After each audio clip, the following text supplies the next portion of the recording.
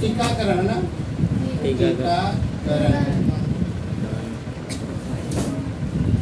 टीकाकरण में क्या होता है,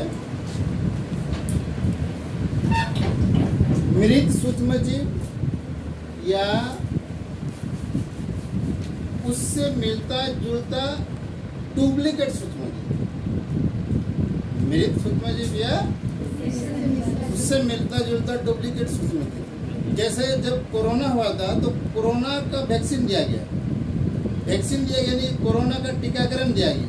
अब कोरोना का टीकाकरण में क्या, अब जैसे कोरोना जिस सूक्ष्मजीव के कारण हो रहा था वैसा ही सूक्ष्मजीव वैज्ञानिकों ने बनाया, बात समझे ना, वैसा ही सूक्ष्मजीव वैज्ञानिकों ने, और उसी का मिलता जुलता सूक्ष्मजीव को हमारे शरीर के अंदर में डाला गया। हम लोग कोरोना का वायरस से डर के भाग रहे थे, तो वैज्ञानिकों ने उसी से मिलता जुलता सूक्ष्मजीव को बना करके और हमारे शरीर के अंदर में प्रवेश कराया।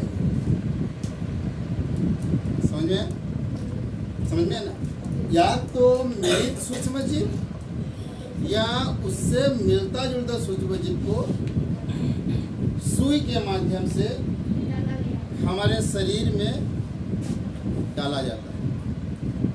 समझ में? अब ये सूक्ष्मजीव जब हमारे शरीर में प्रवेश करता है, प्रवेश करने से जो श्वेत रक्त कण होता है, मालूम होगा, जो हमारे शरीर का रोग प्रतिरोधक क्षमता है, यानी कि सूक्ष्मजीवों से लड़ने के लिए श्वेत रक्त कण होता है जो बीमारियों से हमें बचाता है। ठीक है, अब ये सूक्ष्मजीव जाकर के उसके साथ लड़ेगा। ठीक है, अगर डुप्लीकेट सूक्ष्मजीव है तो हमारे जो श्वेत रक्त कण है उसके साथ लड़ा, आप उसको हरा देगा क्योंकि डुप्लीकेट सूक्ष्मजीव है। तो हरा देगा तो क्या होता है ना, पता चल जाता है कि हमारे अंदर का जो श्वेत रक्त कण उसको पता चल जाता है, अरे इसके साथ कैसे लड़ना है। ठीक है, अगर ओरिजिनल भी आ जाएगा तो उसके साथ कैसे लड़ा जाए इसके बारे में श्वेत रक्त कण को पता। जैसे आपने किसी के साथ 2-3 बार लड़ेंगे, मान ली एक बार लड़ा, हार गया, तो थोड़ा बहुत तो आइडिया आएगा ना, अरे इसके साथ ऐसा लड़ने से सही। समझ में कि नहीं? तो वैसे ही जानबूझ करके ही मृत सूक्ष्मजीव या डुप्लीकेट सूक्ष्मजीव को हमारे शरीर के अंदर में सुई के द्वारा प्रवेश कराया जाता है ताकि हमारे शरीर का जो श्वेत रक्त कण है इसको पता चल जाए, ताकि जब ओरिजिनल सूक्ष्मजीव शरीर में प्रवेश करेगा तो उसके साथ कैसे लड़ा जाए। समझ में ना? उसी प्रकार वही हो गया मेरा टीकाकरण, सुई के द्वारा प्रतिरक्षी को शरीर के अंदर में डाला जाता है। समझ में? तो चेचक की टीका का खोज भी एडवर्ड जेनर ने किया था। उस समय क्या था, पहले ये पता था कि अगर किसी को एक बार चेचक अगर होता है ना तो दोबारा उसको चेचक नहीं होगा। एक बार चेचक होगा तो दोबारा उसको चेचक, इसीलिए क्या करता था लोग पहले जानबूझ करके ही एक बार हुआ कराता था।